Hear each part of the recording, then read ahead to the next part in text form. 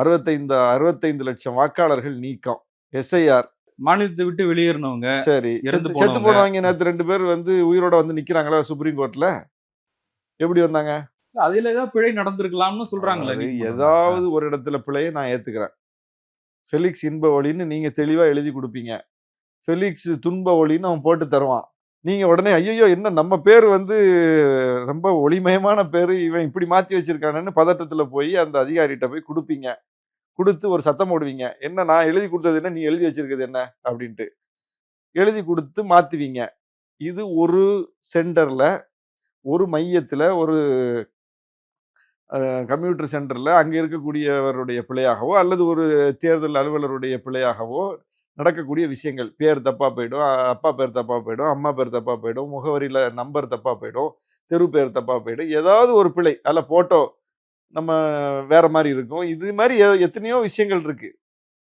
இது மாதிரியான விஷயங்கள் அல்ல இது. பல்கா மிகப்பெரிய அளவுக்கு திட்டமிட்டு யாதவர் ஓட்டுகளா காலி, முஸ்லிம் ஓட்டுகளா காலி, கொத்து கொத்தா நீக்கப்படுறது.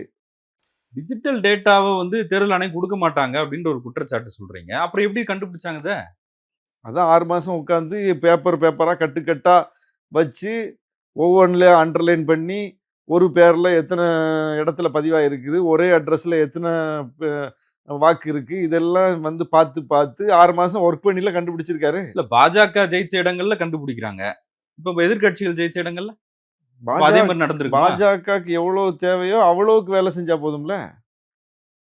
எதிர்கட்சிகள் இடத்துல போய் எல்லாம் வேலை செய்ய வேண்டிய தேவையில்லையா? பாஜகக்கு எங்க தேவையோ அங்க வேலை செஞ்சா போதும்ல. இப்ப அதுதானே. நான் சட்டமன்ற தேர்தலில் காங்கிரஸ் வெல்லுது, நாடாளுமன்ற தேர்தலில் ஒரே ஆண்டுல பிஜேபி வெல்லுது. காங்கிரஸ் வென்றா சந்தேகம் வர மாட்டேங்குது.